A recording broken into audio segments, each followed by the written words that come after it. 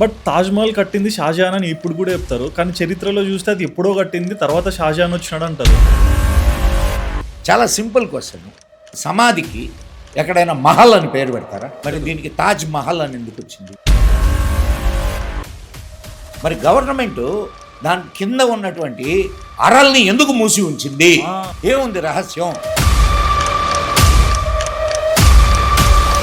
అసలు సమాధులు కట్టడం అనేది ఇస్లాంకు విరుద్ధం.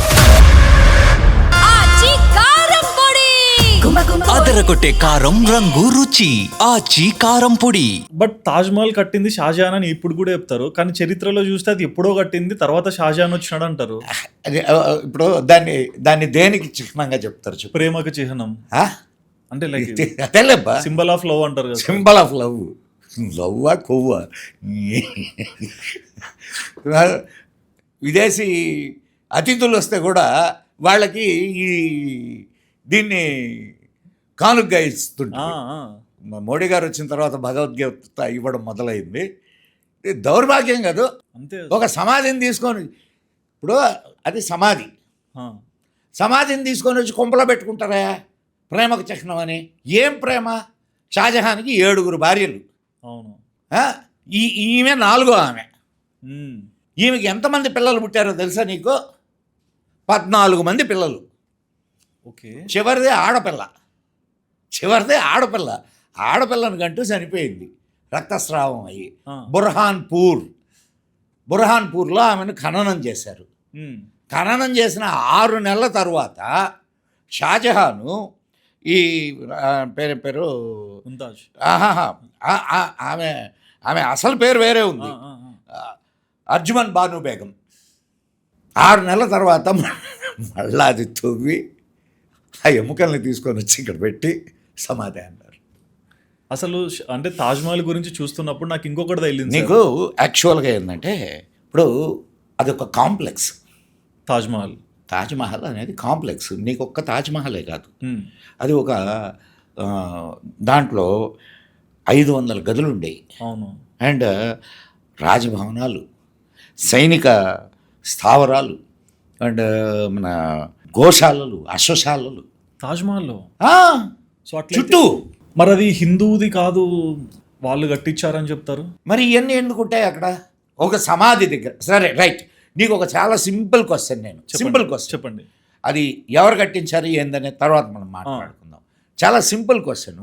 సమాధికి ఎక్కడైనా మహల్ అని పేరు పెడతారా? పెట్టరు. మరి దీనికి తాజ్ మహల్ అని ఎందుకు వచ్చింది? కానీ నేను ఒకటి విన్నాను సార్, అది తప్పు రైటో మీరే చెప్పాలి. తేజో మహల్ శివుడి ఆలయము అని విన్నా, నిజమేనా? ఆగ్రాలో 5 శివాలయాలు ఉండేవి, ఫేమస్ టెంపుల్స్. ఓకే. ఆగ్రా వాసులందరూ ఈ ఒక పర్టికులర్ డే రోజు ఈ 5 శివాలయాలని దర్శించి వాళ్ళు లాస్ట్ ఇది చేసేవాళ్ళు, అంటే పూజ చేసేవాళ్ళు ఒక పర్టికులర్ డే నాడు. 4 శివాలయాలు మిగిలి ఉన్నాయి. ఈ 5వ శివాలయం మాయమైంది.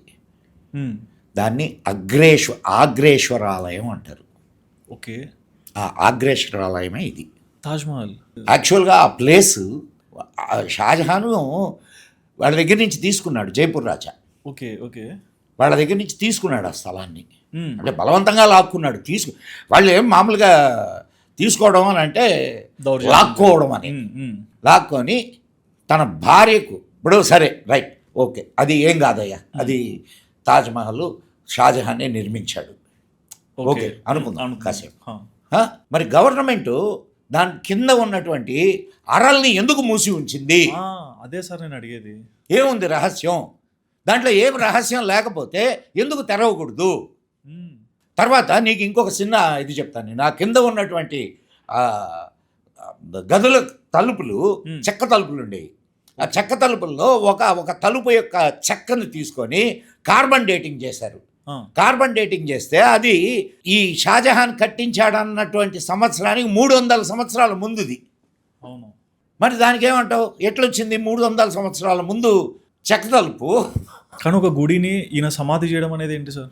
అరే, గుళ్ళను కూలగొట్టడం అనేది వాళ్లకు చాలా సహజమైన విషయం. అంటే అది ఇప్పుడు షాజహాన్ ఏమి కుర్రం అంటారు అతన్ని. అదే షాజహాన్కి ఇంకొక పేరు కుర్రం. కాశీలో 72 దేవాలయాల్ని నాశనం చేశాడు అతను. 72 దేవాలయాలు. నువ్వు ఔరంగజేబు ఇప్పుడు ఆయన్ని సరే, నీకు ఇంకొక విషయం చెప్తాను నేనయ్యా. చెప్పండి. ఇది నేను నా 10th క్లాసు నర్రవాడ అని పామూరు దగ్గర, అక్కడ వెంగమాంబ దేవాలయం ఉంటుంది. ఆ నర్రవాడలో చదువుకున్నా నేను 10th క్లాసు. అప్పుడు పరీక్షలకి సెంటర్ వేరే ఉండేది. అప్పుడు మాకు ఉదయగిరి సెంటర్, ఉదయగిరిలో పరీక్షలు రాయాలి మేము, ఇది ఫైనల్ ఎగ్జామ్స్. ఉదయగిరికి పోయి రాసాం. 10 రోజులు ఉండాలి కదా. అవును. ఆ 10 రోజులు మేము ఏంటంటే ఒక రూమ్ తీసుకొని అక్కడ ఉండి దాంట్లో తిని పరీక్షలు అక్కడ చదువుకుంటూ పరీక్షలు రాసి వచ్చాం. ఆ పక్కనే ఒక మసీదు ఉంది. ఆ మసీదు ముందు వాళ్ళు కాళ్ళు అది కడుక్కునేదానికి ఉంటాయి కదా, అట్లా కోనేరు ఉంది. నేను ఎక్కడో సంగతి కాదు చెప్తుంది, మీరు ఇక్కడ ఆ కోనేరు మెట్లు అన్ని దేవాలయాల మెట్లు. అంటే అవి ధ్వంసం అయితే అవి తెచ్చి ఇక్కడ ధ్వంసం చేసి అయితే కాదు, ఓకే ఓకే ఓకే ధ్వంసం చేసి తెచ్చి ఇలా చేశారు. చేసి మేము దాంట్లో స్నానం చేసి వచ్చేవాళ్ళం రోజు. మాకు అప్పుడే, ఇప్పుడు 10th క్లాస్ అంటే నాకేమీ ఇది ఉంటుంది, 14 సంవత్సరాలు. అప్పుడు మేము అనుకునేవాళ్ళం దేవాలయం మెట్లు ఇక్కడ ఉన్నాయేమో అనుకునేవాళ్ళం, అంతే. మాకు చరిత్ర తెలీదు అప్పుడు. కానీ ఇప్పుడు అసలు చరిత్రను తెలుసుకుంటుంటే ఓ ఇవన్నీ జరుగుతున్నాయని. ఎన్ని దేవాలయాలు ఉదయగిరిలో నేలమట్టం చేశారు. 100 దేవాలయాలు ఉండేయట ఉదయగిరిలో. ఇంకా ఇంకా ఇప్పుడు ధ్వంసం చేయడం అనేది వాళ్ళ నేచర్. కన్స్ట్రక్షన్ మన నేచరు, డిస్ట్రక్షన్ వాళ్ళ నేచరు. మరి అంటే back to the point sir, Taj Mahal విషయంలో ఎందుకు మన వాళ్ళు స్టాండ్ తీసుకోలేకపోయారు? అంటే ఒక పవిత్రమైన గుడి అక్కడ ఇట్లా చేశారు, మళ్ళీ ఈ రోజు వరకు కూడా అది కంటిన్యూ అవుతుంది కదా. ఏ విషయంలో తీసుకున్నారు నాకు చెప్పు. ఒక అయోధ్య విషయం తీసుకున్నారు తప్ప 1991 ప్లేసెస్ ఆఫ్ వర్షిప్ యాక్ట్ అని చెప్పి నరసింహరావు గారి టైంలో తీసుకొని వచ్చాడు. నువ్వు దాన్ని కోర్టుకు పోవడానికి కూడా లేదు. మనకు సెక్యులరిజం అనేటటువంటి ఒక జబ్బు ఉంది కదా. అవును. ఇప్పుడు అక్కడ ఏదైనా బయటపడితే గొడవలు అవుతాయేమో. నిజాన్ని తెలుసుకోవడానికి, నిజాన్ని భరించడానికి శక్తి లేనటువంటి హీన జాతి తయారైంది. అడగడానికి కూడా భయమే మనకి. సరే, అది కాదు. అక్కడ ఒక బావి ఉంది, ఇక్కడ తాజ్మహల్ దగ్గర. నువ్వు ఆ బావిని చూస్తే 100% ఈ హిందువులు కట్టిన బావి అని చెప్పి తెలుస్తుంది. అది ఎందుకు కట్టారు? దాంట్లో 8 అంతస్తులు ఉంటాయి. 8 అంతస్తుల్లో ఖజానా ఉంటుంది. ఓకే. ఏదైనా యుద్ధాలు జరిగినప్పుడు ఒకవేళ ఓడిపోతే ఆ ఖజానాని నీళ్ళలో దోసేసేవాళ్ళు. గెలిస్తే తర్వాత పైకి తీసుకొని వచ్చుకునేవాళ్ళు. సంపదను అలా దాచిపెట్టేవాళ్ళు. కాదయా, 14 మంది పిల్లల్ని కన్నా ఆమె ముంతాజ్ బేగం. ముంతాజ్ కదా. అవును. ముంతాజ్ తాజ్మహల్ అని ఎందుకు వచ్చింది? తేజో మహాలయ, తేజస్ లింగము అని చెప్పి మనకు ఒక మన పురాణాల్లో కూడా తేజస్ లింగం, తేజోలింగం. అవును. జాట్లు కొలిచేవాళ్ళు ఆగ్రేశ్వర శివాలయాన్ని, శివుణ్ణి. బట్ ఈ రోజు కూడా ఏదో సింబల్ ఆఫ్ లవ్ అని వెళ్తున్నాం, చరిత్ర తెలుసుకోకుండా. Architecture different architecture. నువ్వు తాజ్మహల్ పైన చెప్పండి, నేను అడగాలనుకున్నా, చెప్పండి. తాజ్మహల్ పైన చూసావా, గమనించావా? చూశాను. కలశం ఉంటుంది. కలశం పైన త్రిశూలం ఉంటుంది. ఎగ్జాక్ట్లీ. అండ్ దానికి ఈ గుంబజ్, గోలా అంటారు కదా, గోలా గుంబజ్. ఆ గోలా గుంబజ్ సిస్టమ్ అందే. ఓకే. ఆ గోలా గుంబజ్కి నీకు ఒక తామర పువ్వు ఇట బోళ్ళించినట్టుంటుంది. చూడు పైన, నువ్వు తాజ్మహల్ గోలా పైన తామర పువ్వు బోళ్ళించినట్టుంటుంది. ఇప్పుడు ఏ రహస్యం లేదు. ఏ రహస్యం లేనప్పుడు ఆ క్రింద ఉన్నటువంటి గదుల్ని ఎందుకు తెరవరు? 22 గదులు ఉన్నాయన్నారు. 22 గదులు ఉన్నాయి. 22 గదుల్ని తెరిచి చూపించవచ్చు కదా. అరే ఏం లేవు, ఇదిగో చూసుకుంటారా అని. సారీ, నేను దీనికి ఒకటి యాడ్ చేయొచ్చు సార్. నేను మొన్న వెళ్ళా సార్, అంటే ఆగ్రా సైడ్ షూట్కి మథురాకి వెళ్ళాను సార్. ఫ్రైడే రోజు తాజ్మహల్ ఎవరికి విజిటర్స్కి నాట్ అలౌడ్. అంటే ఆ కమ్యూనిటీ వాళ్ళు అక్కడికి వెళ్ళి ప్రేయర్స్ చేసుకోవడానికి అని చెప్పారు. అసలు అక్కడ ప్రేయర్ చేయడం ఏంది? సమాధి దగ్గర ప్రేయర్ చేయడం. నేను ఎప్పుడు ఇట్లా ఆలోచించాలా?